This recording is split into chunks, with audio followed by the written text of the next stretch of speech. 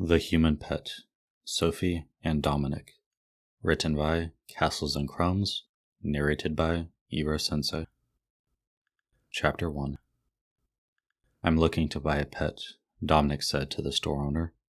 Of course, sir. Do you know what you'd like? We have a large variety of cats, dogs, reptiles, birds, and we even got a new shipment of humans just yesterday. I was thinking I'd like a human. I have a friend with one, and he says they're intriguingly intelligent. Well, yes, sir.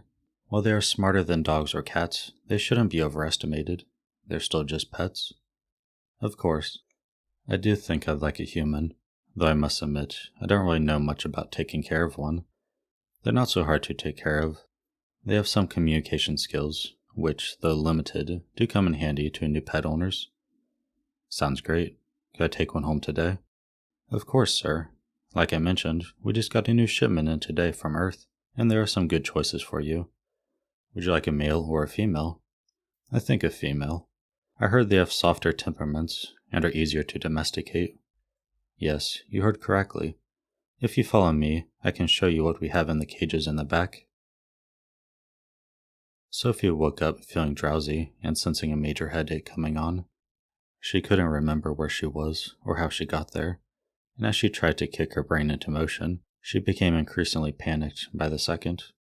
She was in a small, dim room with a hard concrete floor, and even more worryingly, her clothes were nowhere to be found. She sat up and pulled her knees to her chest, trying to make herself as small and covered up as possible. She continued looking around, trying to figure out where she was and how she could get out. The room was small and rectangular, looking to be only about 4 feet by 6 feet, with metal bars across one wall. It was too dark to see much beyond the bars, but from what she could tell, there was a hallway with another set of bars on the other side. The room was also surprisingly tall. It must have been at least 12 feet tall. Figuring she wouldn't get any information out of the concrete walls, she tried to think back on how she got there, but was having trouble. The last thing she remembered was being at the library, desperately trying to finish her essay before the library closed. The kind librarian had allowed her to stay a few minutes after the library was supposed to be closing. She had just finished the last sentence of her essay and was about to shut down the computer when she heard Miss Dork, the librarian, gasp. Sophie hurried over to where Miss Dork had been putting books away and stifled a scream when she saw the woman crumpled on the ground. Sophie and Miss Dork had become close over the years. Sophie knew Miss Dork's husband had died and she didn't have any children or relatives. Miss Dork had become sort of like a mother to Sophie, whose own mother had died in a boating incident when Sophie was 12. Sophie had ran over to Miss Dork's limp body and tried to get her to wake up, but she was out cold. Sophie had just gotten up to go over to the phone to call 911, but before she could even take a step, she remembered feeling a sharp pain in the back of her thigh. That was the last thing she remembered.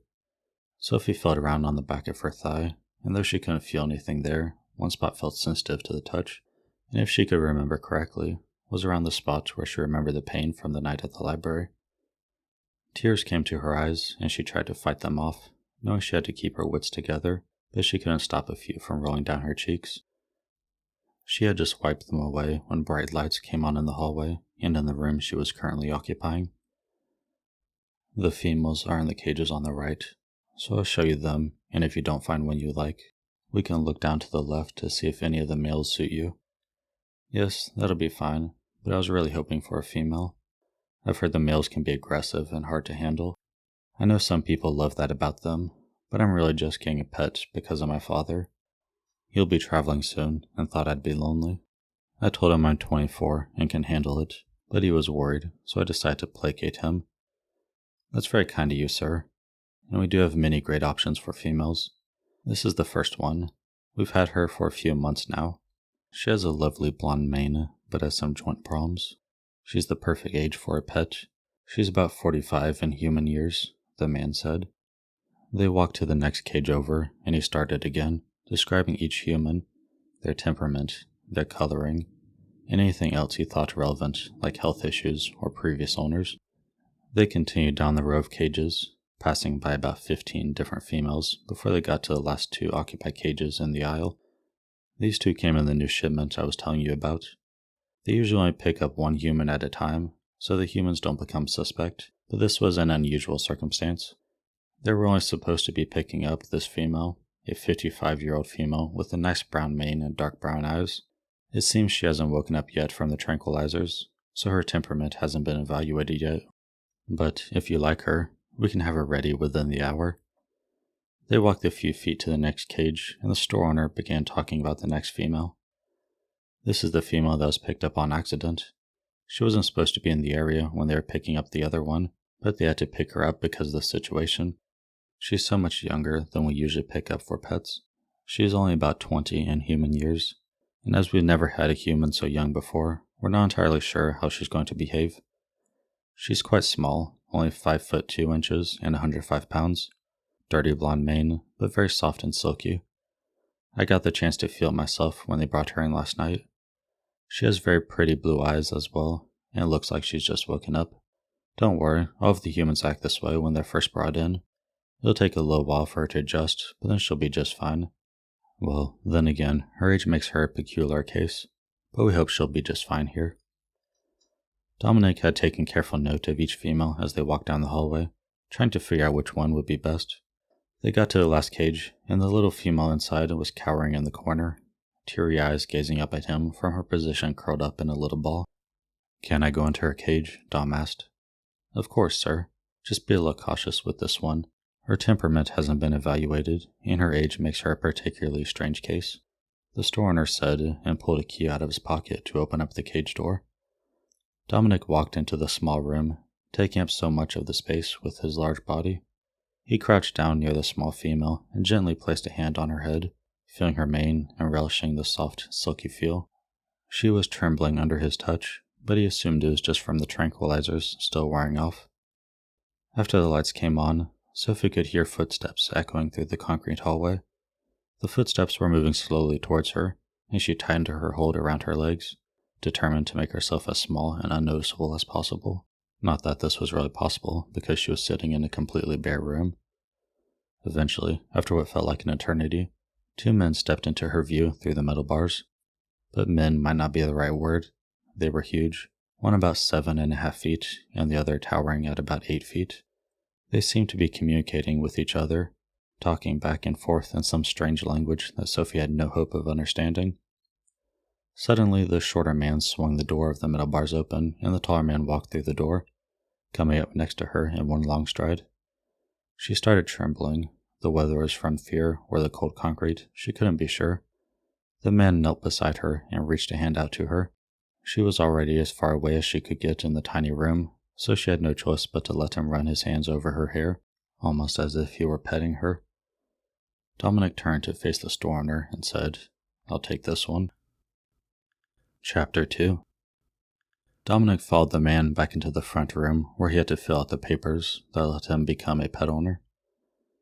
After he had signed on all the lines, the man handed Dominic a large magazine-sized book entitled "Everything You Need to Know About Keeping Your New Human." Dominic began skimming through the book and almost didn't hear the man's question. "Would you like her sedated for transportation to your home, sir?" "Is that a normal thing?" Dom asked. "Oh, yes, sir. She hasn't had the time yet to become acclimated to you or to this new world. Many pet owners sedate their humans for first transportation so they don't become too overwhelmed and hurt themselves." "Yes, of course. Let's do that then," Dom said. "Okay, let's go get the little human then. I'll bring the shot back there. You just need to hold her still for me." They walked back into the hallway of cages and found her still cowering in the corner of the cage. The man began putting on sterile white gloves and got out a syringe. Dominic watched as the little human watched the process with wide, terrified eyes. She became antsy, shifting about and searching for an escape route. "Do you have a name picked out for her?" the man asked. "I was thinking Zia," Dominic replied, petting her silky hair, seemingly to the annoyance of the adorable little human. Her responses were so open, she couldn't seem to hide anything from him. It would be a perfect change for him after all the shit his friends and family pulled. A cute name for an adorable little pet. It fits her, I think. Now if you could just hold her. Compression is usually the best way to restrain them to keep them from hurting themselves. Like a really firm hug. Just be careful. were a lot stronger than humans, especially a little bit like this one.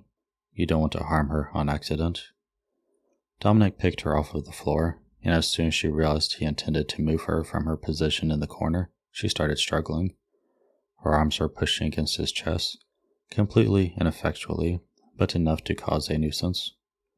Dom easily got her arms pinned to her sides and held her tightly against him, her feet well off the ground and unable to gain any traction to get any good kicks at him. Dominic could see her angrily furrowed brows as she glared at his chest, unable to budge him. The shop owner came closer with the needle and she renewed her struggling, but not enough to have any effect. The needle went easily into her arm and she went limp in his arms. He shifted his hold on her to carry her more easily and followed the man back into the main area. Sophie woke up and looked around, remembering being restrained by the tall guy while the less tall guy shot her up with something. She was in what looked to be a living room, but all of the furniture was a size larger than it should have been. She was on a blanket that should have been spread out over the floor, and she still didn't have any clothes. She wrapped the blanket around her like a sort of toga and was about to take a look around for an exit strategy when she noticed the tall guy sitting on a chair looking over his book at her. She glared at him when she saw the cover of the book had a picture of one of those giant people standing next to a normal-sized naked man with a leash around his neck. This guy thought he was going to keep her as a pet. Well, he better think again, because there's no way she is going to be a cooperative pet. He set his book down and strode towards her, his long steps eating up the distance quickly. He gripped the blanket and pulled it away from her.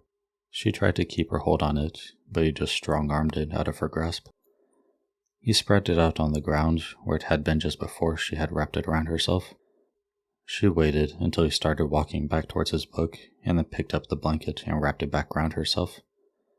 He sat down and looked up, noticing the blanket. She just glared and crossed her arms over her chest. When he came towards her again, she sidestepped his reach for the blanket and continued to dodge out of his way until he finally caught her, taking the blanket and folding it under his arm and keeping it there. She glared at him again and punched at his chest, but he caught her arm before she could hit him. He barked out at her with a sharp word that she assumed was a no. She simply glared and punched with her other arm, which he also caught easily. No, Dominic sharply admonished his little Zia. Having just read that being firm with them from the very beginning is important to establishing ground rules. He also figured it would be a good time to teach her some simple things such as no, her name, and his name. He pointed to himself and said, "Dominic." She just glared at him in return and pulled at her arms, which he was still holding captive. He tried again, saying, "Dominic." She mumbled something in the unintelligible way humans do and pulled at her arms again. He didn't budge and tried again, and again, and again. It took him 12 rounds of this before she grumbled out, "Dominic," sounding very unhappy to have been coerced. He did the same with her name, pointing to her and saying Zia, over and over until she finally understood. He figured that was the best he would get out of her for now, so he let her be and gathered his wallet and keys into his pockets. He skimmed to the section of the human guide that had a list of recommended supplies, figuring he would just browse the aisles and get what he thought he needed, and then he could always ask advice from the salespeople. After skimming this section and getting a decent idea of what he would need, he turned to gather his little Zia, but froze when she wasn't there. Crap, where did she get to? He assumed she wouldn't have made it up the oversized stairs in a short amount of time, so he headed down the hallway, checking in the rooms as he went. He didn't find her until he got to the end of the hallway in the last room, the laundry room. He spotted her in the room, much to his surprise, wearing one of his t-shirts. It was huge on her and hung just past her knees, and she was digging through his clean laundry. Furious that he would have to rewash all of the clothes because he hasn't washed her yet, he stormed over to her. He captured her arms easily and yanked them above her head, pulling the shirt off of her. "No," he said harshly. Having not yet read the section on punishment and discipline, he decided that until he did, he would punish her like one would a small child. He dragged her out of the laundry room, walking too fast for her small legs to keep up without running, but too furious to care. He gave her a shove towards the corner, determined to effectively give her a timeout. He realized too late that he had shoved her much harder than her little human could handle. She fell forward, landing hard on her side as she turned to try to soften the fall. She let out a cry of pain, but before he could reach for her to help her, she scrambled back, once again having a terrified look on her face. Dom was perplexed to find that he much preferred her indignant and angry than terrified and hurting. She was just a pet, why should he care? As he tried to get closer to her to help her and check if she was injured, she just kept scrambling away, trying to use the furniture as a barrier between them. He had almost reached her when she shouted, "No, Dominic, no," in his language. He had once felt pride that she was learning so fast, but sad that he had put her in such a terrified position that she had to desperately search for the words to make him stop coming after her. She had tears on her cheeks, though he wasn't sure if it was from the hard fall or from fear of him. He reached for her and scooped her into his arms, trying desperately to soothe her, to convince her that he didn't want to hurt her, that it had been an accident. She struggled and flailed for a few minutes, but wore herself out and eventually gave in and slumped against his shoulder. Her soft sobs wrenched at his heart, and he figured he would have to talk to some of his friends with humans about whether this sort of attachment was normal. Chapter 3. Too exhausted to keep fighting him, Sophie slumped in his arms and let him hold her against his huge body while she cried. The fall hadn't actually hurt that badly from when he had pushed her, but she was just so confused, unsettled, and discombobulated. She had been yanked out of her life and thrust into this strange world where the men were huge and she was being kept as a pet. The language barrier was showing to be a major problem as well. The tall guy, Dominic, as he'd repeated over and over until she would repeat it back to him on command, seemed intent on calling her Zia. She had tried telling him her name was Sophie by saying Sophie instead of Zia back to him, but he just kept on saying Zia until she had grudgingly repeated it back to him. Sophie finally managed to stop crying for her lost life back home and found herself being carried towards what she assumed was the front door. Horrified to be going out completely naked, she began struggling against him once more, only to be stopped with a swift "No, Zia." She stopped immediately, not wanting to be shoved to the floor again. Dominic carried her outside, and she was surprised to find that it looked, for the most part, like a normal neighborhood. Of course, everything was oversized, but the houses looked like they would be huge even for these big, tall men. They were spread good distances apart, and the yards were all well groomed. The grass looked fuzzier than it should have been, and the bushes and trees also looked slightly different at a second glance. The car parked on the street caught her attention as they walked closer to it. It was a sleek, shiny black, and looked nothing like any car she had ever seen. The wheels looked to be made of a strange material, and it looked to have joints and moving parts in places she couldn't understand. A quick glance down the street showed that all the cars looked this way. She was carried to the car, where he sat her down on her feet, but kept a firm grasp on her forearm, holding her in place while he opened a door and nudged her into the car. She sat in the seat as he buckled her in with the bizarre contraption of a seatbelt, and then closed the door and walked around to get in on the other side. After getting in and buckling himself in, she watched him press a series of buttons before the car hummed to life and began moving. She was relieved to find that it was just like any other car ride, but when it reached the end of the neighborhood, and a much larger street, the car stopped and began shifting and buzzing. She looked to Dominic in fright, but he seemed perfectly calm, as if this were a normal thing for a car to do. Dominic pressed another series of buttons and then let go of the steering wheel. Suddenly the car rotated and moved into the merging lane and then shot forward, faster than any car or even roller coaster she had ever been on. The force pushed her back into the seat as the world flashed by through the windows, the speed of which began to make her dizzy, so she closed her eyes and hoped for it to be over soon. When Dominic had carried his little Zia out of the house, he had been amused by her curious expressions as she looked around, taking in everything about his neighborhood, and she had seemed fine up until the wheels had retracted into the car body and it started hovering rather than rolling. Now he was worried about her, as she looked a little pale and had her eyes clenched tightly closed. She didn't even open her eyes when the wheels came back down and he drove them through the streets of the city into a parking lot near the pet care and accessory store. It had been recommended to him by a friend who had a pet of his own and was told that it sold everything he would possibly need and more. He got out of the car and went to Zia's door, opening it and stroking her cheek a little to get her to open her eyes. She opened one at a time and then slumped in relief to find the car no longer in motion. He unbuckled her seatbelt and pulled her out of the car, closing the door and keeping her hand firmly grasped in his to prevent any escape attempts. They entered the store, which had a few people browsing the aisles or picking up food for their humans. One woman, with her male pet, saw him and immediately began walking towards him with her pet in tow. Her pet was almost a foot taller than his little Zia, but still almost 2 feet shorter than Dominic. "Hi, I'm Lisa. What an adorable little female you have. What's her name, and how old is she? She looks so young," the woman said. As they had been walking towards him and Zia, Zia had moved behind him and grasped the back of his shirt near his lower back with both hands, hiding behind Dominic. "I'm Dominic.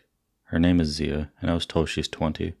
I just got her yesterday," Dominic said conversationally, while pulling a reluctant Zia out to stand next to him. Lisa's male pet eyed Zia up and down, leering at her, and Dom had to think it was completely irrational of him to want to pull her back behind him and keep her hidden from this male. The male was naked, so his arousal, since Dom had pulled Zia next to him, was completely obvious. "Sorry about that. I've been using him for breeding, so now he thinks he can have all the little females he meets. Are you going to use Zia for breeding? It can be so hard to find one young enough to bear children, since all the offspring are taken into training by the government until they're 35, Lisa said. "No, I wasn't planning to use her for breeding," Dom said, not wanting to subject his little Zia to human mating, which he had been told was often brutal and not pleasuring to the females. "Oh, were you planning to use her for yourself? She's young enough, you could probably use her for both," Lisa said. "Use her for myself?" Dominic asked, confused as to what she meant. "Oh, yes. Most single guys with female pets use them for sex," she said. Dominic almost choked at her words before saying, "She's tiny. How can that even work?" He was almost horrified with himself for feeling the faintest of stirrings in his groin. Lisa reached out to pet Zia's face, but Zia recoiled from her hand. He didn't reprimand her, only because he was still shocked by Lisa's suggestion. She is a small little thing, and considering how new she is and how overwhelmed she looks right now, I wouldn't do it with her now, but in a month or so, once she has settled into her new life, she should be fine. Just go slow with her the first few times." "I didn't even know that was possible. I'll have to think about it," Dom said. "Well, let me know if you're going to breed her. I'd love to use my Zoran with her," Lisa said, and handed him a card with her name and number on it. "Yeah, sure, I'll let you know," Dominic said, already pretty sure that he didn't want to breed his little Zia. When Dominic had led Sophie into the store, she'd immediately spotted the woman and her pet, a guy, walking towards them. The woman was almost as tall as Dominic, and definitely shorter than the guy who had given her the shot. Her pet was completely naked as they walked towards Sophie and Dominic, and Sophie hid behind Dominic, using him as a shield. She didn't want to be naked at all, but being naked around naked guys just seemed so much worse to her. As one of the only college-age virgins she knew, she hadn't even seen a naked man up close and personal, and could feel her face flaming in embarrassment as she hid behind Dominic. The woman spoke to Dominic in their strange language, and when Dominic replied, all she could understand was his name and her own name that Dominic had given her. He pulled her from behind him and made her stand next to him.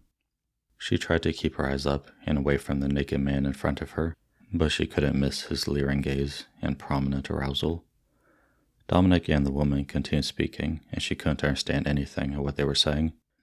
She felt tears start to form in her eyes, from both frustration and embarrassment. As much as she didn't understand and didn't like being kept as a pet for Dominic, she just wished he would take her back to his house already so she wouldn't have to stand naked in front of these people. Dominic eventually pulled her away from the two and started leading her through the store, going slowly through each aisle. Chapter 4. Dominic started walking through the aisles, but he felt so out of his league here. He had no idea what he might or might not need. About 3 aisles into the store, he finally admitted defeat and pulled out his phone to dial Zek, his friend who also had a pet human. "Hey Zek, would you mind coming down to the pet care and accessory store? I just got a human. I have no idea what she needs. I don't have anything for her." Dude, you got a female? I'm so jealous. I wish I got in a female. I mean, Reza is great, but still. Yeah, I can totally come help you. Just give me a few minutes. I'll bring Reza." "Thanks, man. See you soon." While Dom was waiting for Zek to show up, he brought Zia over to the food and treats section, where he could see what she liked or didn't like. He reached into one of the bins and pulled out a green munchie.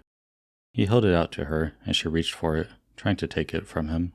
He used his other hand to push her arm away and held it up to her mouth.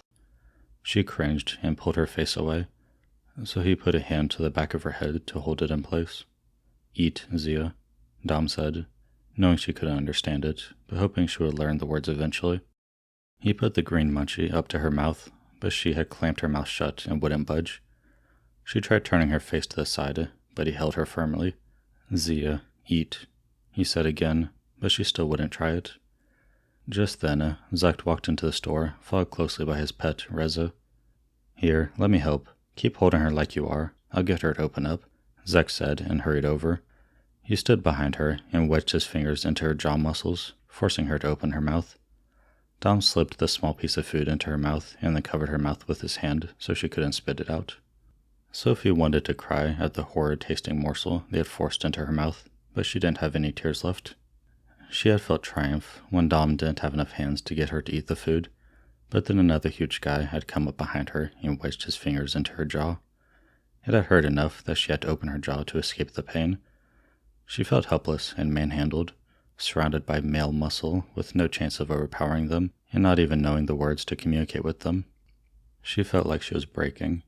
She knew that if she didn't do something, anything, she would end up like a broken doll for them to throw around.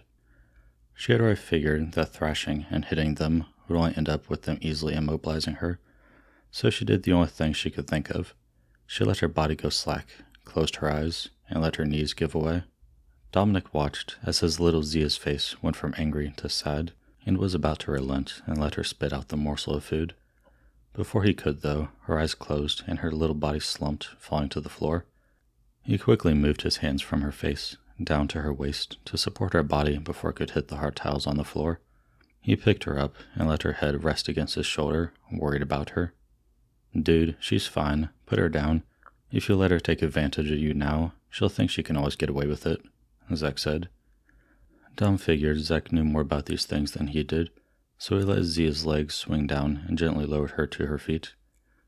She stood on her own, but looked so tiny and lost, so Dom kept her hand in his, trying to let her know that he was there with her.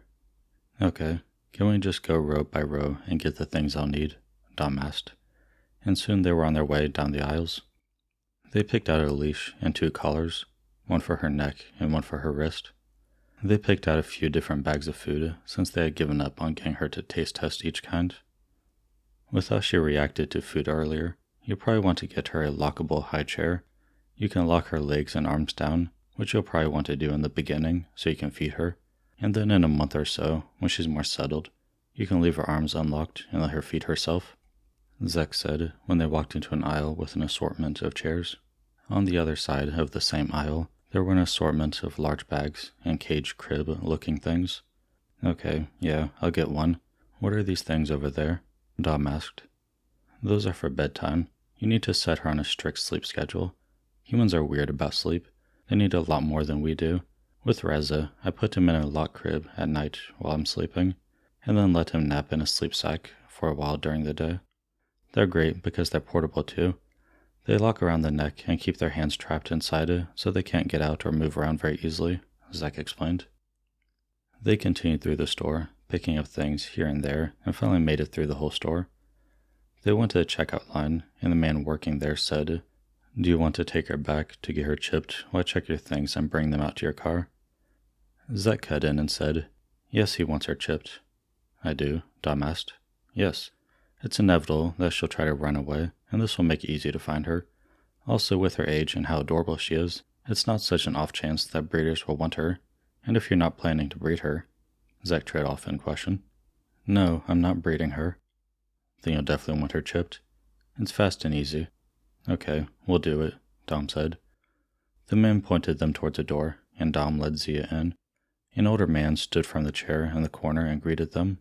"All right, if you'll just get her up on this table, belly down, and strap her arms and legs in, she'll get squirmy and noisy, but you just have to remember that humans don't feel pain the way we do. They just like to kick up a fuss to get attention." Dom did as the man said, and as soon as he started to lock Zia down, She started fighting against him and yelling at him in that strange, unintelligible way humans do. He tried to soothe her, but when she kept fighting him, he got frustrated and locked her in a little more harshly than he would have done otherwise. "Zia, no, behave," he said as he finally locked in the last buckle. The vet stepped forward then and wiped down the area between her shoulder blades with antiseptic. He then picked up a scalpel, and Dom felt his frustration with Zia dwindle as uncertainty came forward. "You're not going to numb her?" Dom asked. "No, she's a human. She'll be just fine," the doctor said and began the procedure. As soon as he began cutting into her skin, Zia cried out. Dom watched, concerned that she might actually be feeling pain.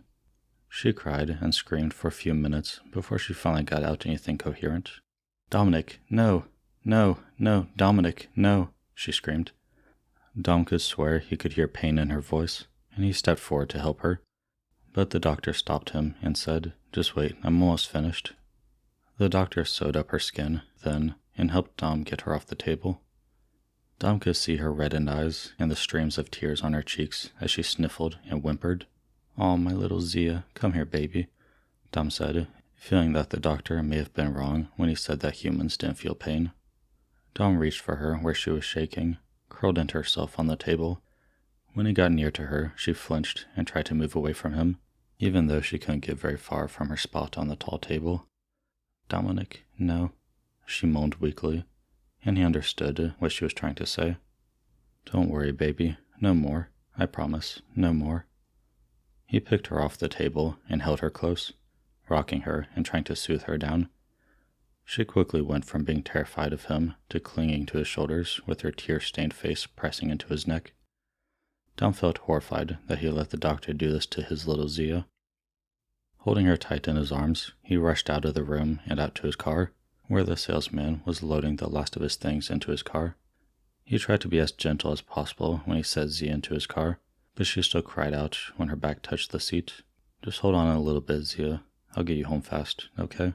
Dom said, talking more to himself than to her, as he knew she couldn't understand him. He felt almost in a panic about hurting his little Zia. All the potential problems ran through his head. He hadn't had a chance to wash her yet. She could get an infection. What if it didn't heal properly? Shit, he knew he should have thought this through.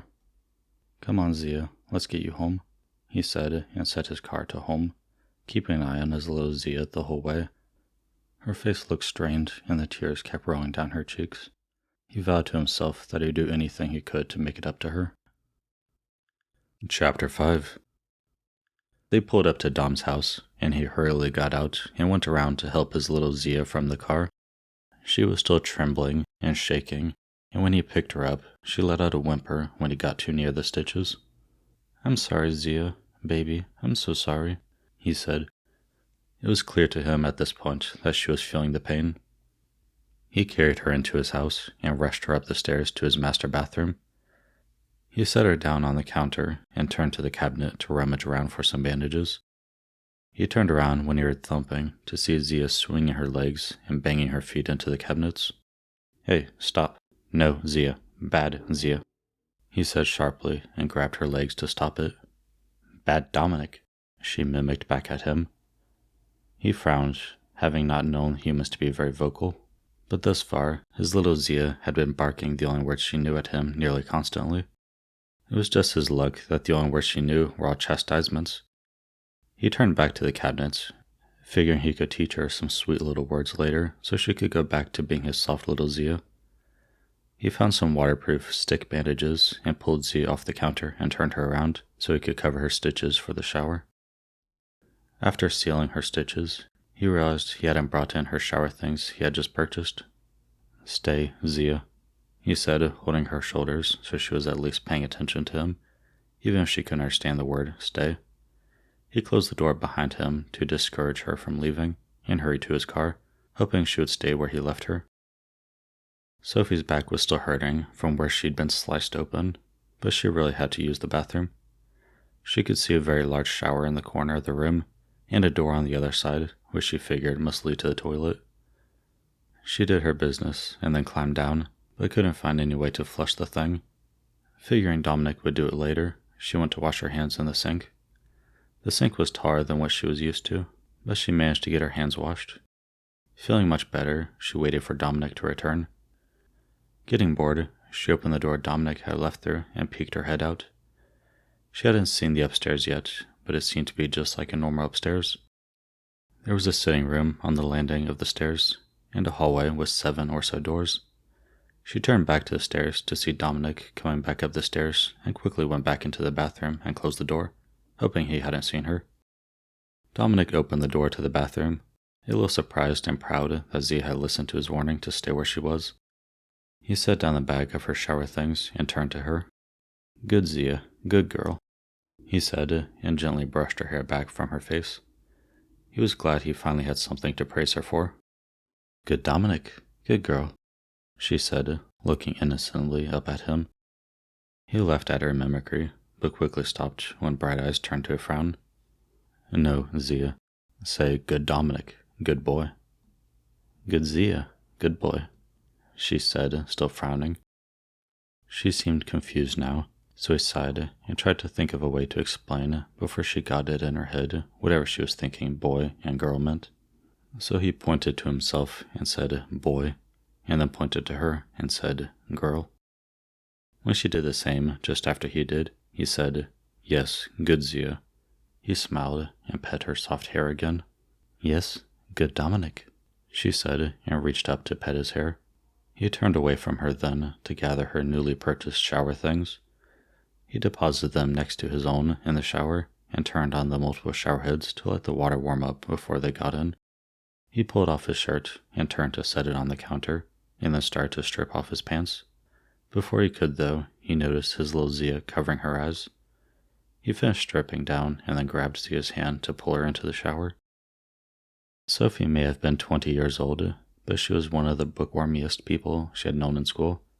She had never been a partier and had spent more time studying and reading than socializing. She had had a few close friends, but never dated or even fooled around with any boys. And now here she was, being dragged into a shower with a naked man. She kept her eyes clamped shut, not wanting to see her first man, now here with her owner. With her eyes being shut, she stumbled on the entry to the shower and ended up locked in his arms. Her breath caught in her throat, and she tried to get out of his arms, even with her eyes shut. She felt herself starting to panic, not knowing what was going to happen or what Dominic was planning to do. Dom could feel little Zia's breathing accelerate, and her squirming and fighting intensified. He held her away from his body with his hands at her waist. "Zia, hey, stop," he said firmly. She finally calmed down, but her eyes were still shut, so he lifted one hand and ran his thumbs over her eyebrows and under her eyes, trying to get her to open up. He found he liked when she looked up at him with her pretty blue eyes. She finally opened them, slowly, hesitantly, and looked up at him. He didn't like the fear he saw in her eyes, so he soothingly stroked her soft hair once before reaching for her shampoo and massaging it into her hair and scalp. "There we go, baby. You're okay," he murmured as he rinsed it out and then rubbed in the detangling softener. He rubbed some of her soap into a clean washcloth and started cleaning her body. She tried to reach for the washcloth to take it from him a few times, but he stopped her, wanting her nice and clean. When he reached down to clean between her legs, she tried to bring them together to keep him out, but he held her firmly. She whimpered softly and said, "Dominic, no," in a faint voice. She leaned against him and gripped his shoulders to hold herself steady while she hit her face against his torso. "It's okay, baby Zia. You're okay," he soothed her as her beautiful little body trembled in his arms. He finished washing her and then quickly washed himself while keeping an eye on Zia. She was standing under one of the shower heads, looking uncertain and scared. He reached for her and wrapped her in an embrace. He pet her soft, newly washed hair and pressed a soft kiss to the top of her head. Chapter 6. By the time they had gotten out of the shower, dried off, and Dominic had new clothes on, Sophie was feeling exhausted. Her eyes felt like they had lead weights attached, and her muscles didn't want to cooperate anymore. But Dominic didn't seem to be having the same problem, as he grabbed her hand and started leading her down the large, strangely proportioned stairs. He led her into the living room and let go of her hand for a moment as he grabbed a throw blanket off the back of the couch. She felt unsure of what she was supposed to do, so she just stood and watched as he spread it on the ground and walked back towards her. With a hand at her back, he, gently this time, pushed her towards the blanket he had spread on the ground. She wasn't sure why he was having her stand on the blanket until he lifted her up and then sat her down on the blanket. She frowned up at him, wondering what he expected her to do just sitting there on the blanket. He walked over to the bags piled by the front door and came back a few moments later with a fairly large box and a few smaller ones. He opened the large one first and then dumped its contents in front of her. The contents that happened to be colorful blocks, like the ones she had played with in preschool. She looked up at him, exasperated, and wishing he could understand her so she could yell at him. She decided that since she couldn't yell at him, she would throw one of his brightly colored blocks at him. He was busy opening one of the smaller boxes, which, serves him right, he was having trouble with because of his large hands. She took his distraction as an opportunity and threw a bright green block at him. She smiled when it hit close enough to its mark and nailed him in the thigh. His head snapped up to look at her, and he immediately stalked towards her, saying, "No, Zia, bad girl." Or at least that's what she figured he was saying, since they had had their little lesson earlier. She tried to scramble away, but he caught her arm and pulled her back down onto the blanket. He quickly gathered up the blocks back in the box and shoved the box to the side. He then barked a word that she thought she had heard before and pointed at her. Thinking maybe the word meant stay, she just sat and glared at him. Eventually he walked into the next room over, the kitchen, and once he couldn't see her anymore, she let herself slump to the side on the blanket. She felt too tired to fight with him anymore today anyways. The floor was hard and uncomfortable though, so she decided to expend the energy it took to wrap herself in the blanket and pull herself up onto the couch. It was so much more comfortable than the ground, and she found herself quickly falling into the comfortable oblivion of sleep. Dominic felt exasperated. He didn't know how to help his little Zia. He had let the doctor hurt her, not knowing any better, and now she seemed upset by the blocks he had given her. He decided to leave her alone for a little bit while he cooked his own dinner, and was just hoping she wouldn't go throwing things again. For such a little thing, she had thrown that block pretty hard. 15 minutes later, he had his dinner in the warmer to be ready within half an hour. He poured a little bit from each different type of food he'd bought Zia into separate bowls so he could feed them to her and figure out which ones she liked or didn't like. He hadn't been bothered buying the green munchies, which she clearly hadn't liked. He set the bowls on the tray that was on the table that could be attached to the newly purchased high chair once Zia learned to feed herself without making a mess or throwing a fit. Just having to wait for his own dinner to finish warming, he went back into the living room to check on her. He felt like his heart had dropped into his stomach when he turned the corner to find both Zia and the throw blanket gone, but as he turned further around the corner, he saw her bundled up and fast asleep on the couch. He breathed a sigh of relief that she hadn't run off somewhere and slumped into an armchair. Zek had warned him to keep her off the furniture, but he decided to let her stay. She didn't seem to be doing any harm. She was just sleeping after all. When the alarm for his food went off, he quickly shut it off and pulled the food out and set it at his spot on the table. He went back into the living room where Zia was still sleeping and brushed his knuckles against her cheek and murmured quietly to her, waiting for her to wake up. She crinkled her nose against his finger and brought one hand up to push his hand away. He smiled at her half-awake state and lifted her off the couch, her grumbled noises telling him that she wasn't happy about being woken up. He let the blanket fall away as he picked her up and carried her into the kitchen, strapping her into her chair before she was awake enough to put up a fight. He started on his meal while she came more awake and started pulling on the straps that kept her arms down and her feet from kicking. She glared at him while fighting uselessly against the straps, and he just smiled at her as he continued with his meal. Seeming to realize that pulling wasn't going to get her out, she finally gave up and settled for pouting in her chair. He set down his fork and picked up a spoon to scoop up a piece of human food from the bowls he had set out. He held it towards her mouth, but she didn't open up, so he just set the spoon on the table and continued with his own meal. He just waited until she got hungry, and she'd eventually have to eat something. Every few bites, he would try again to feed her the morsel, and even held different kinds up to her, but she hadn't taken any yet. The food he was trying to give her smelled so nasty, Sophie wanted to dump it all in the trash. But the food Dominic was eating smelled decent enough that she started to realize how hungry she actually was. The problem was, the food he wanted her to eat made her want to gag. He kept offering her different kinds of the same thing. They looked like variations of colors of croutons, but none of them smelled appetizing at all. She wished he would offer her some of his own food, but the selfish bastard kept it all to himself. When he had offered her each kind of food a few times, she finally gave in and decided none of them smelled any better than the others. Not wanting to starve through the night, she finally opened her mouth when he offered her one of the least offensive colors of crouton. He praised, "Yes, good Zia," as he put the crouton in her mouth and pulled the spoon out so she could chew. She grimaced. It tasted even worse than it smelled, but she was realizing that if she didn't want to wither away to skin and bones, she would have to eat it. She chewed as quickly as she could and swallowed, trying to ignore the horrid taste. If her hands hadn't been tied down, she would have plugged her nose to see if it helped any.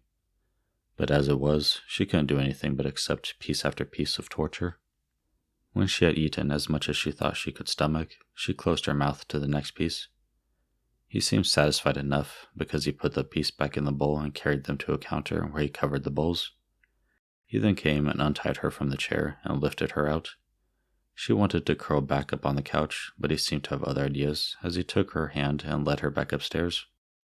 She followed him into the bathroom, where he opened the door to the toilet.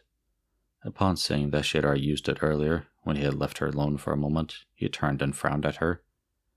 He began speaking to her, and she tried to catch any words she had learned, but all she got was the Zia at the end of the sentence. Either someone had broken into his house, or Zia had used the toilet when he had been getting her stuff out of the car. "Did you do this, Zia?" he asked her, but she just looked at him blankly. He hadn't gotten to the part of the book on potty training, so he didn't know if that was normal, but she clearly hadn't figured out how to flush. He took her hand and put it on the switch on the wall. She flicked it down, and then he could see the understanding in her eyes when the toilet flushed. A moment later, the switch flicked back up on its own, ready for the next use. She looked up at him in amazement, like she had never seen a toilet flush before. He chuckled at her silly human amusement and picked her up to set her on the toilet. She looked horrified, but he was going to put her to bed and didn't want her to get it all dirty. She waved her hands at him, like she wanted him to leave the room, but he figured she must just be throwing a fit, because humans didn't care about things like privacy, right? They walked around naked all the time.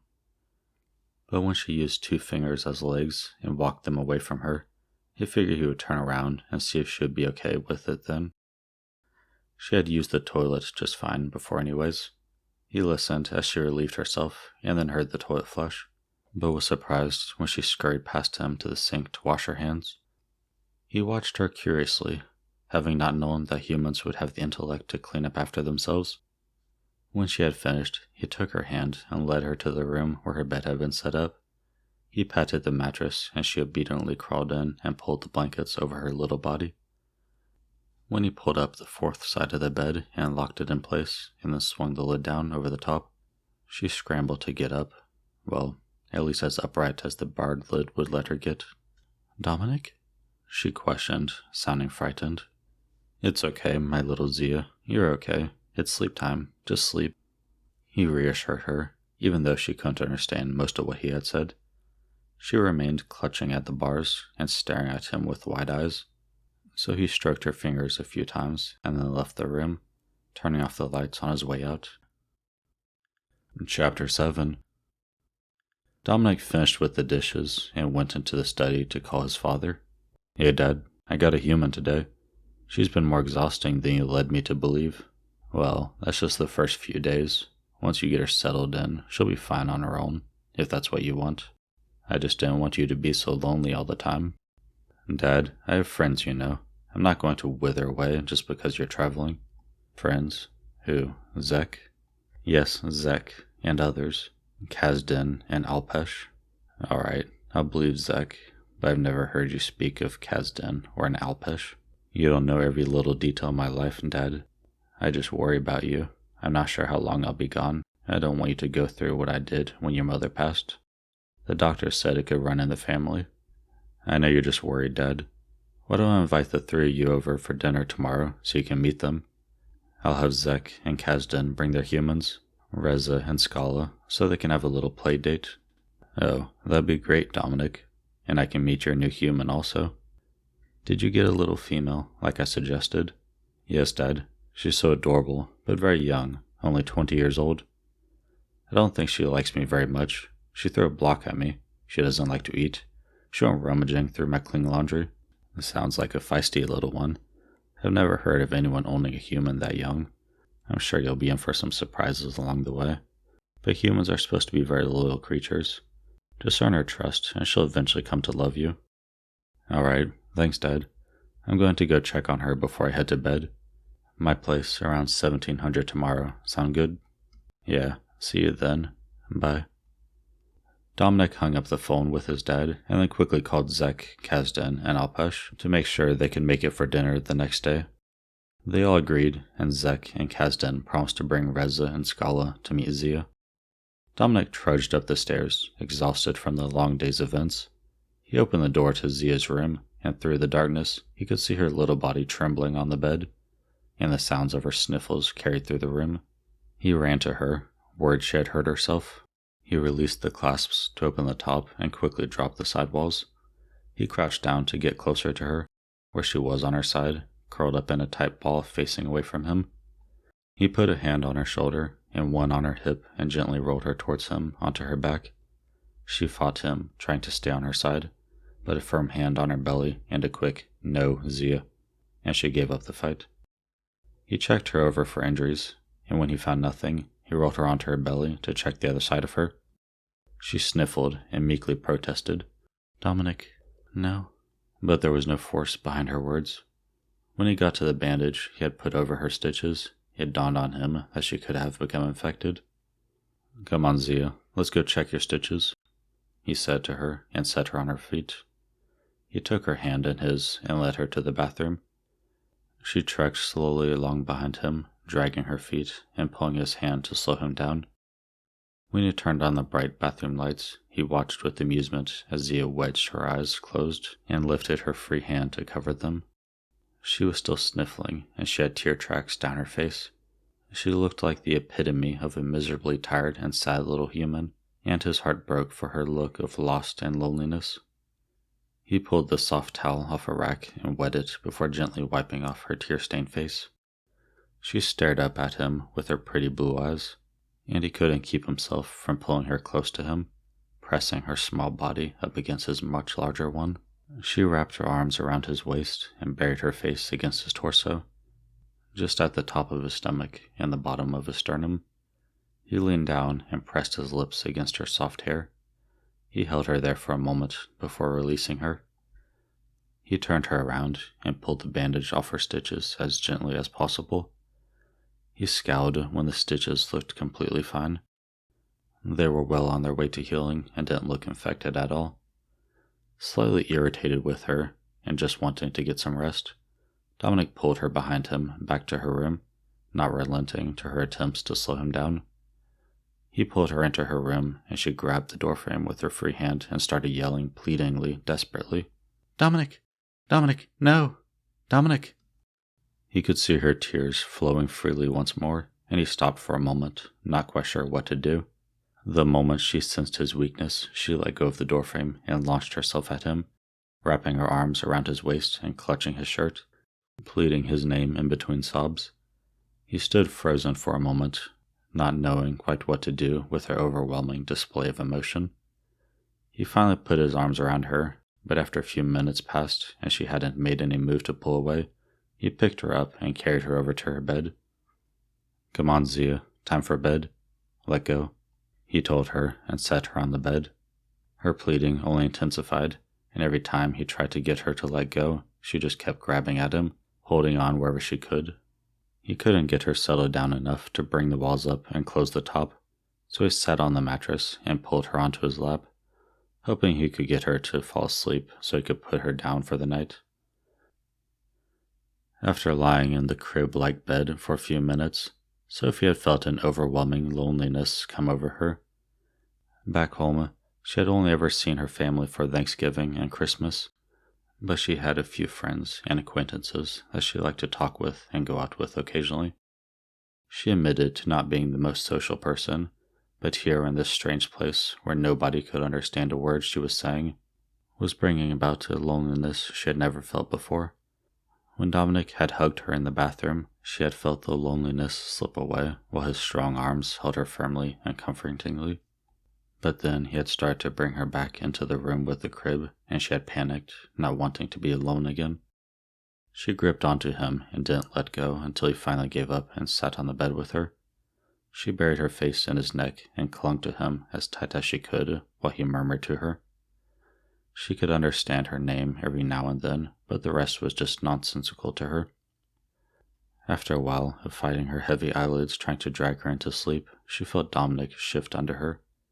When he tried to set her down on the bed, she clung even tighter to him, saying, "Dominic, no." She wished she knew more words, because repeating his name and the word no over and over was not getting her point across. She wanted to plead with him to not let her go, to not leave her alone, but she didn't know the words. She would have begged him if she had known how, but her lack of vocabulary forced her to just cling to him and hope he would understand. After a full hour of trying to get Zia to unlatch from him and get in her bed, Dominic was feeling emotionally and physically exhausted. Her outpouring of sadness and emotion was breaking his heart and had him worried about her. Eventually, he knew he needed to get some sleep for some errands and the dinner party the next day. He didn't have the energy to fight with her anymore, and he really didn't even feel like getting out of the sleep sack he had bought for her. He hadn't been planning to use it until he put her down for a nap the next day, so it was still packed away in the front entryway where he had left the things he had bought her.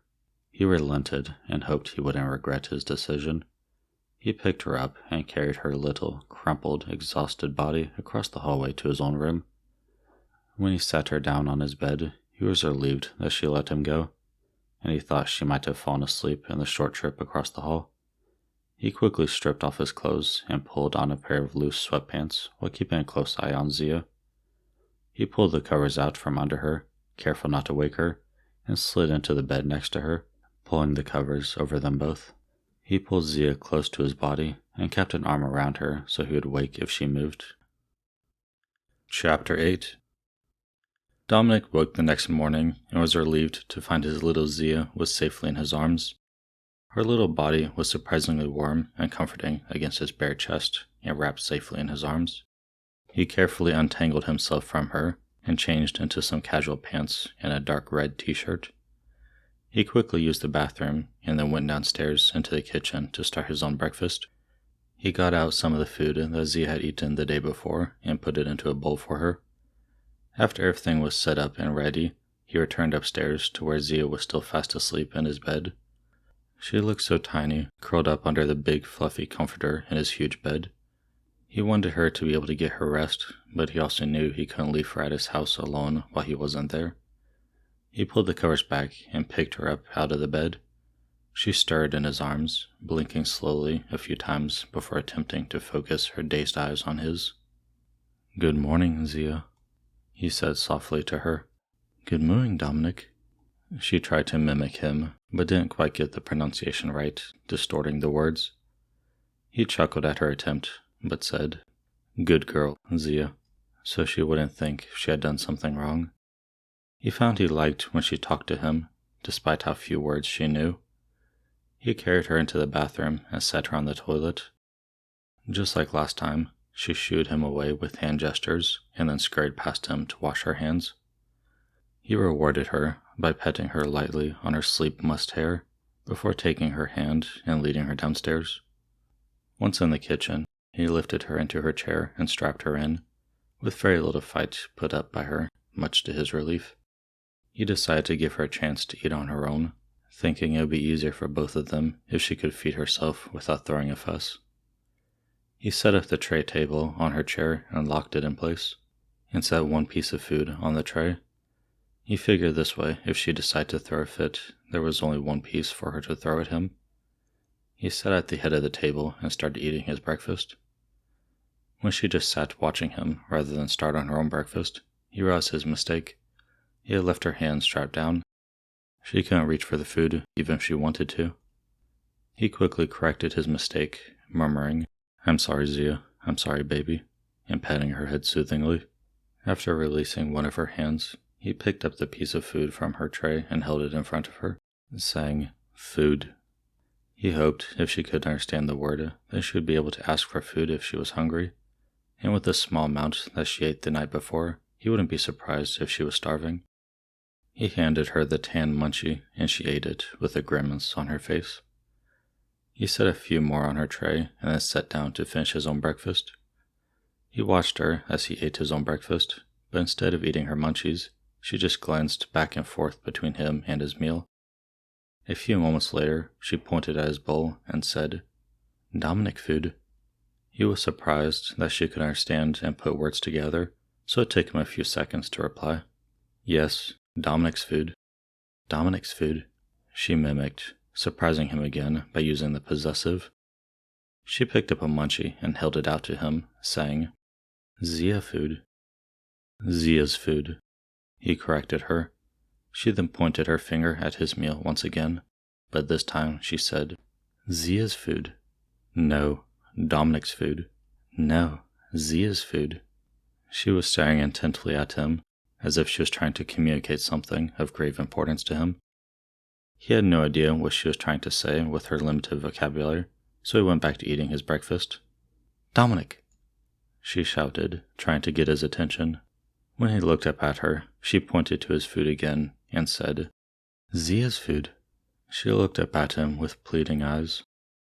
He racked his brain for what she could be trying to say, because he didn't want her to get discouraged and stop trying to communicate with him, and this seemed really important to her. The only thing he could think of was that she wanted his food. He didn't really know anything about the dietary needs of humans, but he figured that giving her a tiny bit wouldn't hurt her, and then he could figure out if he had interpreted her stunted language with any success. He held out a small spoonful of his breakfast to her, and she leaned forward to eat it off his spoon. She chewed thoughtfully, looking contemplative, and then swallowed. She smiled at him and said, "Good girl, Dominic." She looked proud of herself, and he didn't want to ruin her joy, but he couldn't leave her going around calling him a girl, so he corrected her, saying, "Thank you, Dominic." She frowned for a moment, and then looked up at him and attempted, "Thank you, Dominic." He fed her 2 more small spoonfuls and then finished his breakfast, figuring that he shouldn't spoil her and that she probably needed the dietary helpings and the human munchies. He washed his hands out in the sink and set them to dry before turning back to her. She had eaten the few pieces he had set on her tray, so he poured a few more pieces in front of her. While she sat in her chair, safely secured and strapped down, he retrieved the things he had bought her from the front hallway.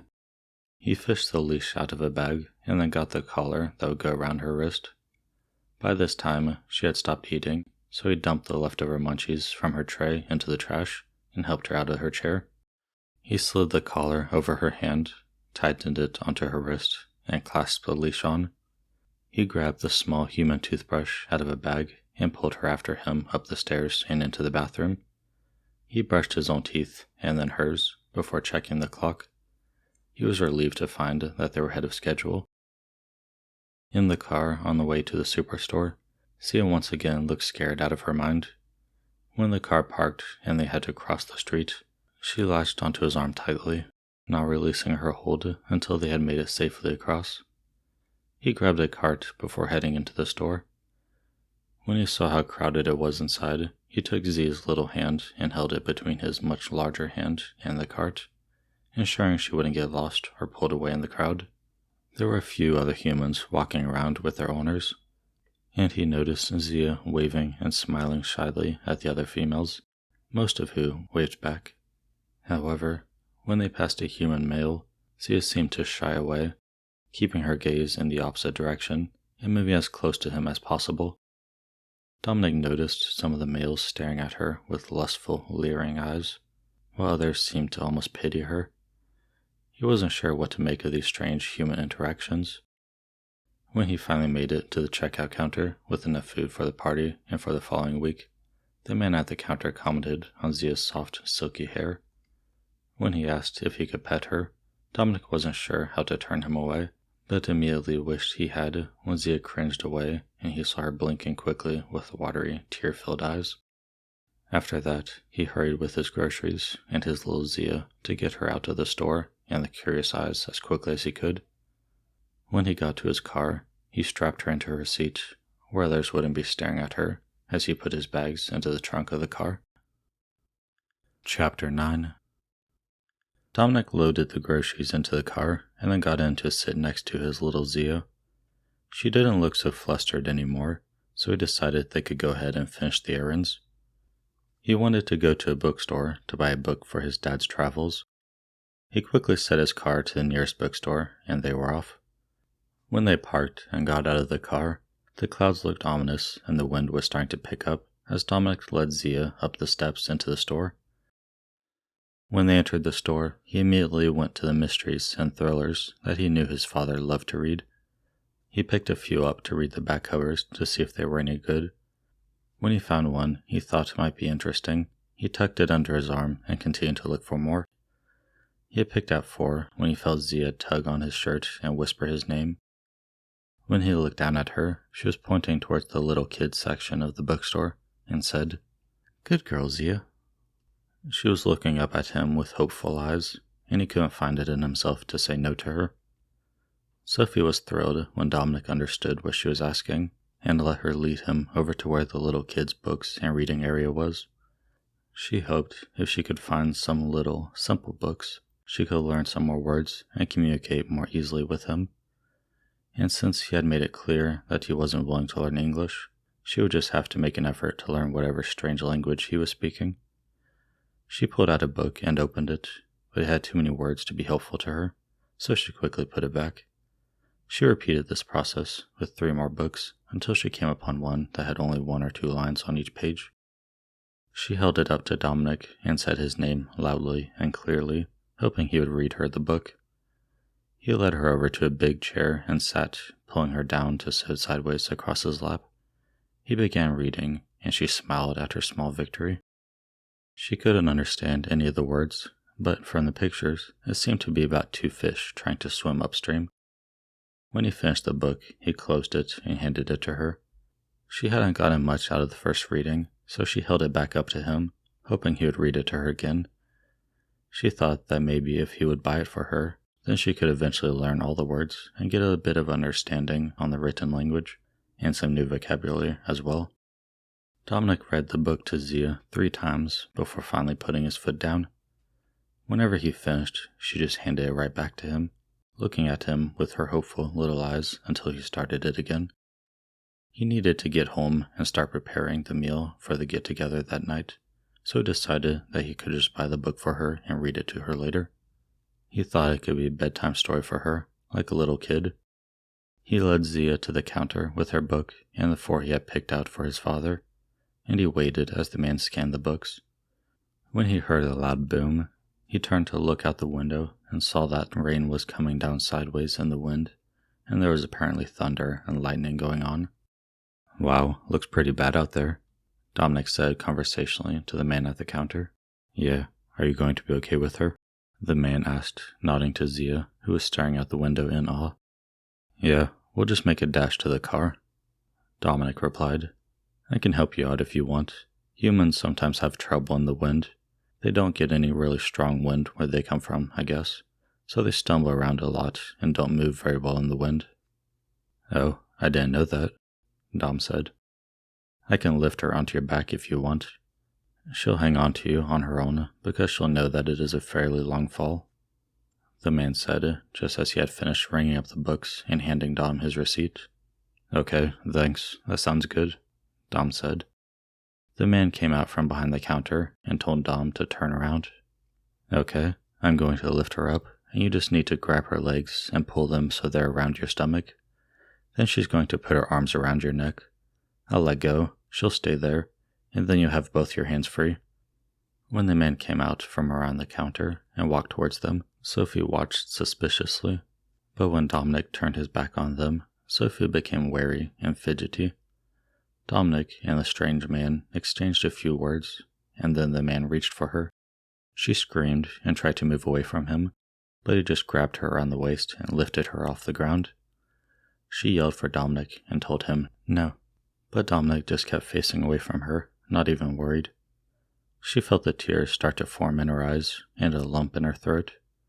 She had thought that he was the one person in this strange place that cared about her, and that he was going to be a constant in her new life. But now he was just turning his back on her and not caring that she was screaming and calling his name. But then the man started carrying her towards Dominic, and she couldn't figure out what was going on.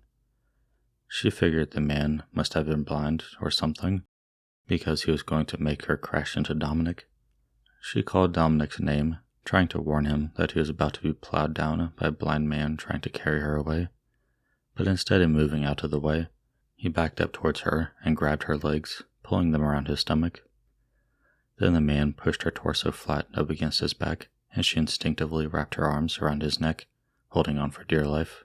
The man stepped back, and she realized she was getting a piggyback ride on a very tall, very muscular Dominic.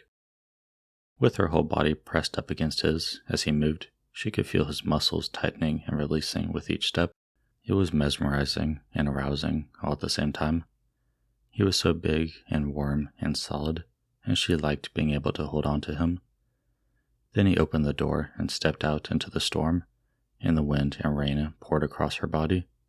She had to tighten her grip on Dominic for fear she would get blown off by the wind, or that she would slide off in the torrential rains falling down on them. But Dominic hardly even seemed to notice. He just picked up his pace a little and rushed towards his car. By the time he had her in the car and he was settled in his own seat, they were both drenched, and her hair was soaked and dripping down onto her back and the seat.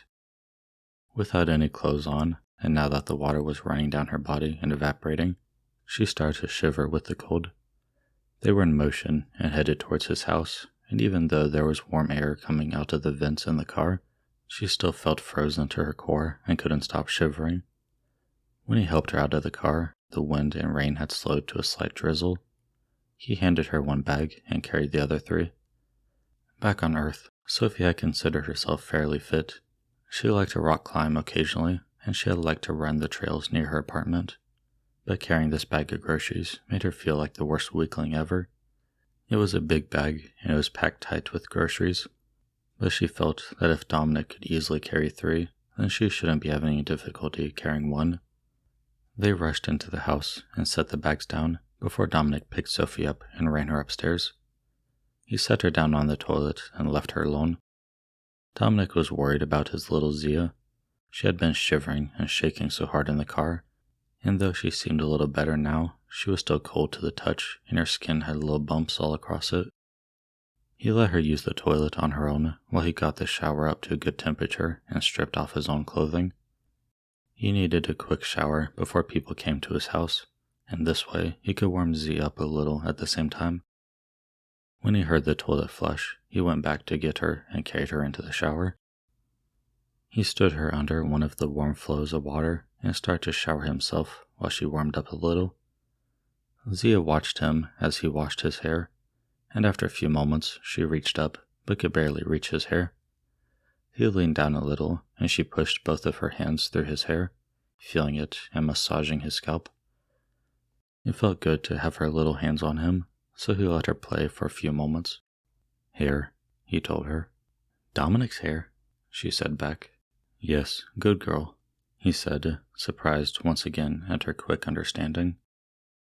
She then picked up a lock of her own hair from where it lay across her chest and held it out to him. "Zia's hair," she said. "Yes, Zia's hair," he confirmed. She pointed at where he had put his shampoo down and said again, "Zia's hair." He thought maybe she wanted her hair washed, so he humored her and put a little in her hair and washed it for her. "Thank Dominic," she said hesitatingly. He wasn't quite sure what she was trying to say until he remembered their little conversation from breakfast that morning. "Thank you, Dominic," he corrected her. "Thank you, Dominic," she said, smiling up at him, and he didn't have the heart to disappoint her by correcting her and letting her know that she still hadn't said it quite right. Chapter 10. By the time they had got out of the shower, Sophie was feeling much warmer, but wished she had some clothes or a blanket or something to cuddle up in. Dominic had carried her downstairs and set her on the couch. He said a firm word to her, the one she assumed was stay, and then walked into the kitchen. She could hear him opening cabinets and pulling out dishes and things. She couldn't see him from where she was, so she knew he wouldn't be able to see her either. As quietly as she could, she got up off the couch and went up the stairs into Dominic's room, the room she had slept in with him the night before. There were blankets on the bed, but she wanted the mobility that clothes would afford her. There was a door in his room that she hoped was his closet, and when she opened the door, she did a silent victory dance at her success. It was a huge walk-in closet with shelves full of t-shirts and sweatpants and his underwear. There were also business clothes hanging along 2 walls, along with some pants that were very similar to jeans, but not exactly the same. She pulled a pair of black sweatpants off a shelf and pulled them on, but they were way too big. They wouldn't stay on her hips, so when she let go, they just fell to the floor. Disappointed with her first attempt, she put the sweatpants back on the shelf and picked up a t-shirt. It was a soft, dark blue V-neck, and when she tugged it over her head, it hung just past her knees. And even though it didn't fit, she felt much more grounded and normal than she did without clothes. She felt like she could pretend she was just hanging out in a boyfriend's house.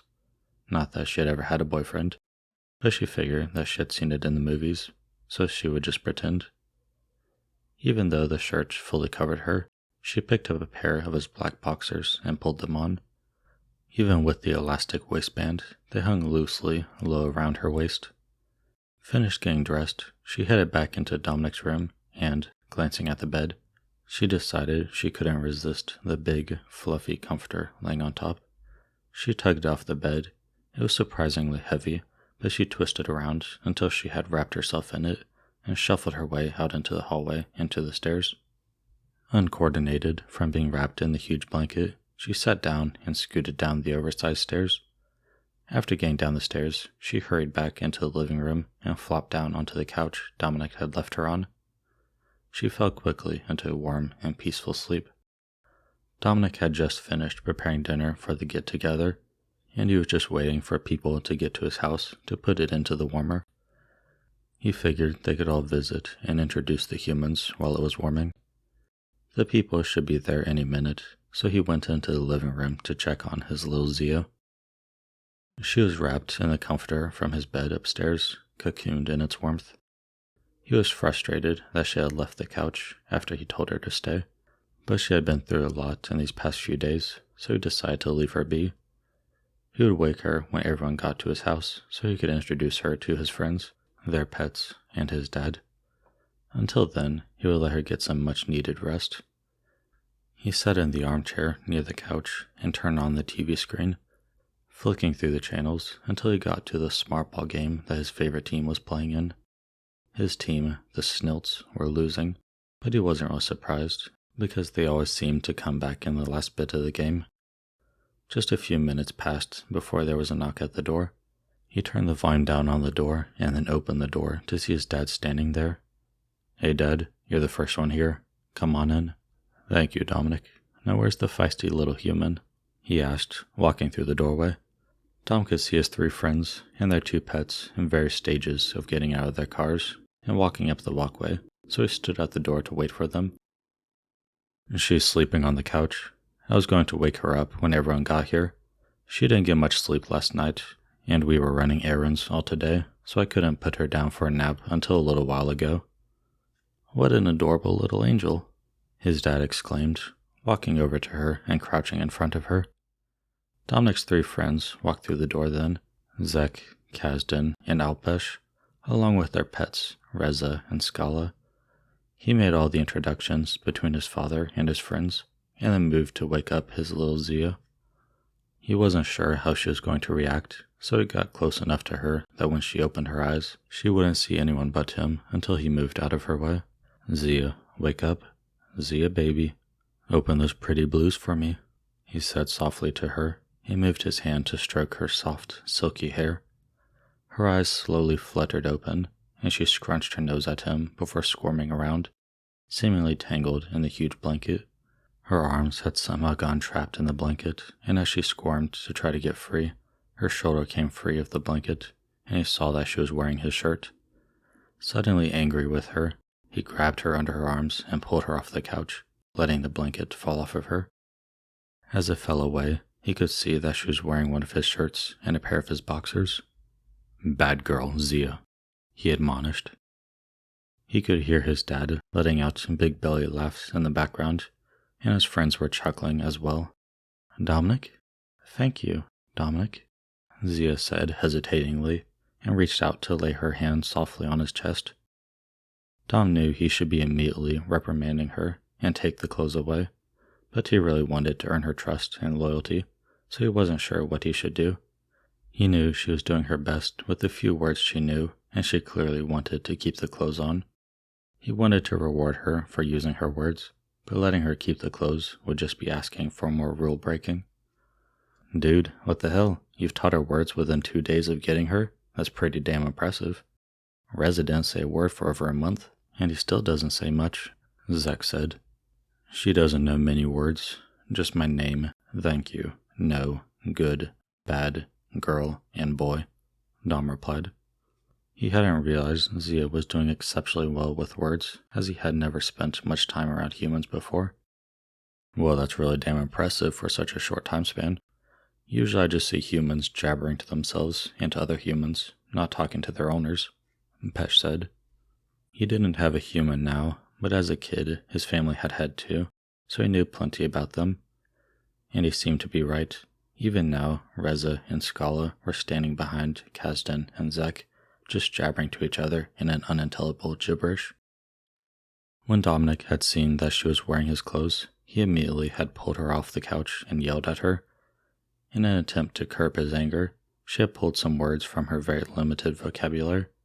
When he had stopped yelling and turned to talk to the people in the room, Sophia looked past Dominic for the first time and saw the 4 other huge people in the room, and behind them 2 male humans. The humans were talking to each other, but it was a language she couldn't even recognize, let alone understand. They were glancing back and forth between her and their conversation, and she didn't like the looks they were giving her. She scooted over to block herself from their line of sight behind Dominic's massive body. She was so grateful that she had clothes on at the moment, and hoped desperately that Dominic wouldn't take them from her. The leering gazes of the 2 naked guys made her feel exposed enough, even with clothes on. She didn't want to know what they would do if Dominic took her clothes. Dominic could feel his little Zia scooting behind him, clearly hiding behind him. He turned and wrapped an arm around her, pulling her in front of him, but keeping his arm around her waist, partly to reassure his nervous little human, but partly to reassure himself that she wasn't going to run off. He decided to let her keep the clothes on for the moment, but he would have to deal with that later. "Zia, this is Zek. Say hi, Zek," Dom told her. But she just kept herself firmly pressed back against him, as far away as she could from the newcomers, though he supposed her first encounter with Zek wasn't the greatest. Zek had wedged her jaw apart so Dom could feed her food she had hated, and later in the same encounter, she'd had her back sliced open and a tracking device pushed inside the cut.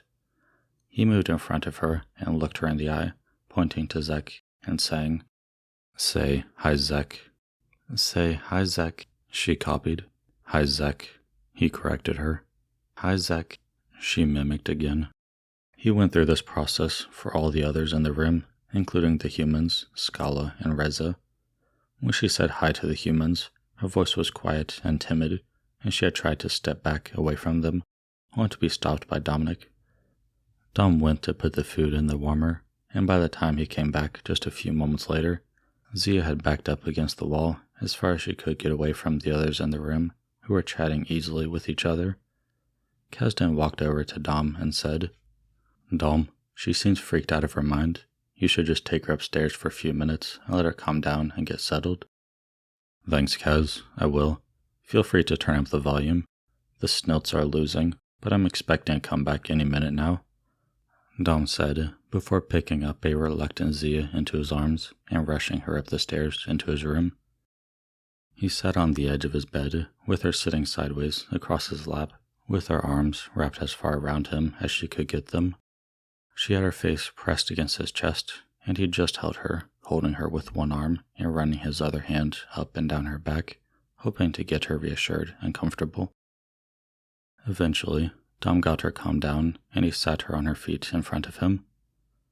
Her eyes were red around the edges, and he felt horrible that she had cried so much since he had bought her. He felt like he was ruining her life. Nobody should have to go through what she had had to deal with these last few days. He knew, though, that he had had to get his mind back into the right place. He had to remind himself that she was just a human, a pet, and he had to start treating her like one, or she'd only get the idea that it was okay to disobey him. "No clothes, Zia," he said, firming his resolve. He reached for the hem of the shirt she was wearing and began to pull it up off of her.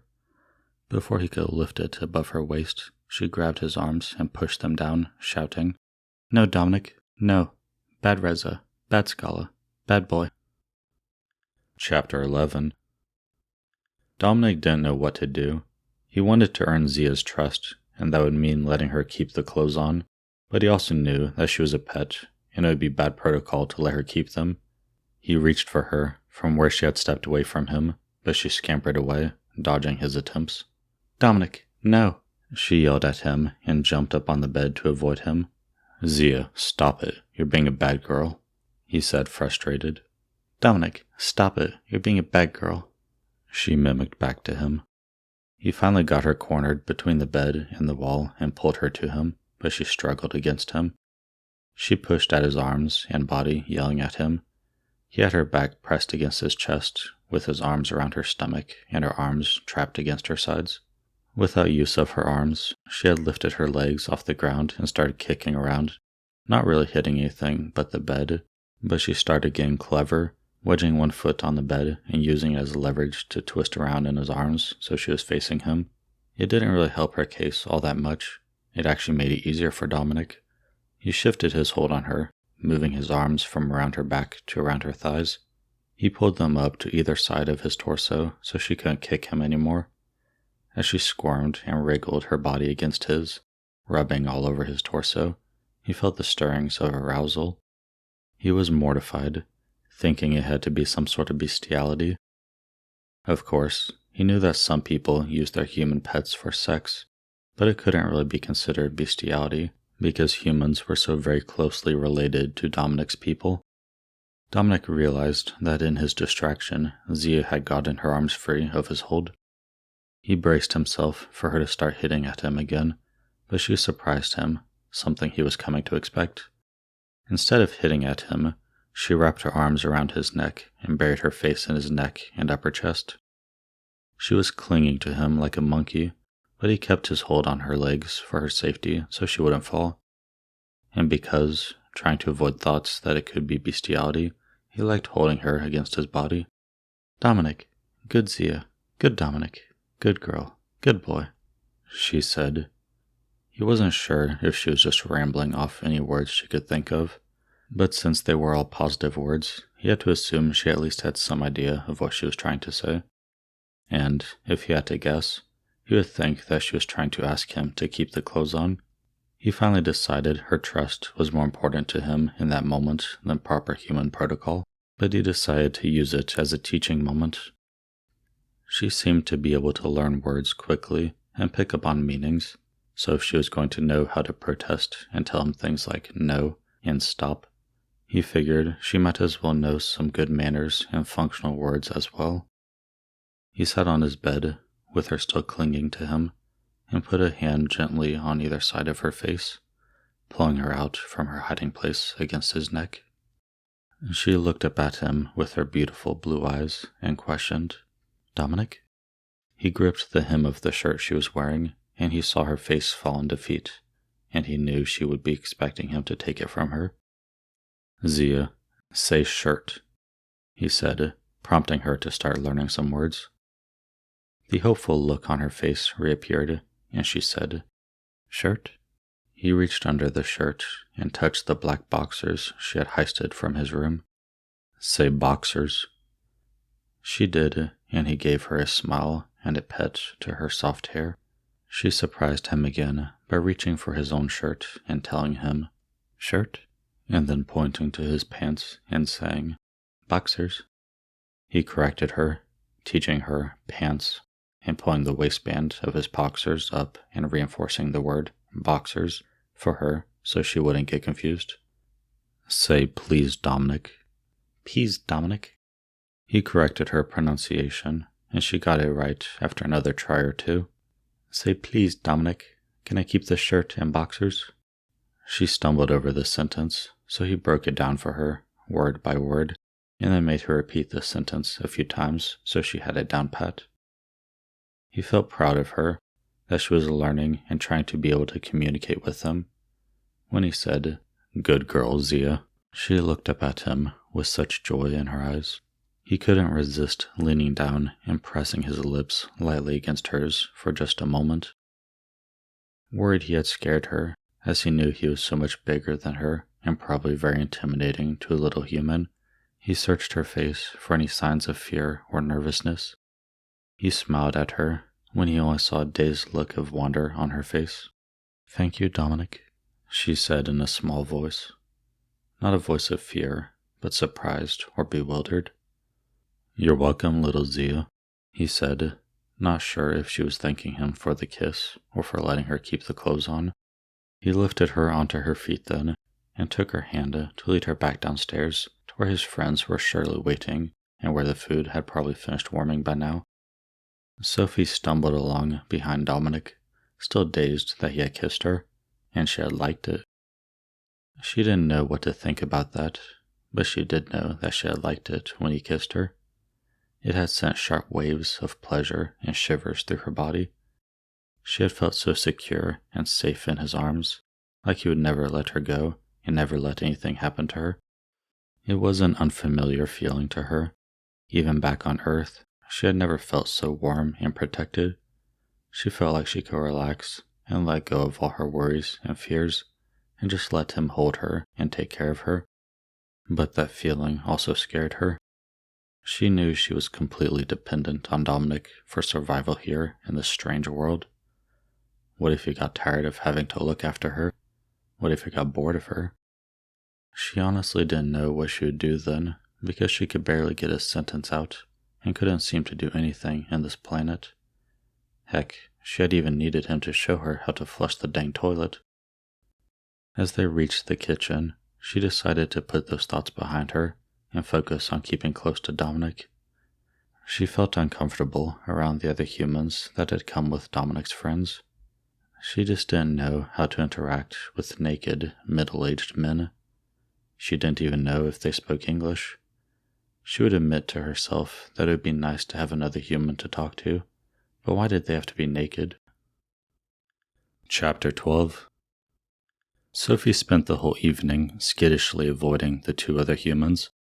She knew she was making herself seem scared and antisocial, but she couldn't imagine standing in front of two naked men carrying out a conversation about this strange new world. She would rather it remain a mystery than to have that particular discussion, so she spent the whole time clinging to Dominic's shirt, pants, arm, really anything she could hold on to without getting in his way, and that would keep him between her and the other humans. She was so grateful that he had let her keep his giant shirt and boxers on, and she felt bad for annoying and disappointing him so much in repayment. When Dominic closed the door behind the final guest, he studiously ignored her as he walked back into the kitchen to wash up the dishes and clear everything away. She knew she could have tried to be a little more social with the humans, or even with Dominic's friends, but she had felt so intimidated.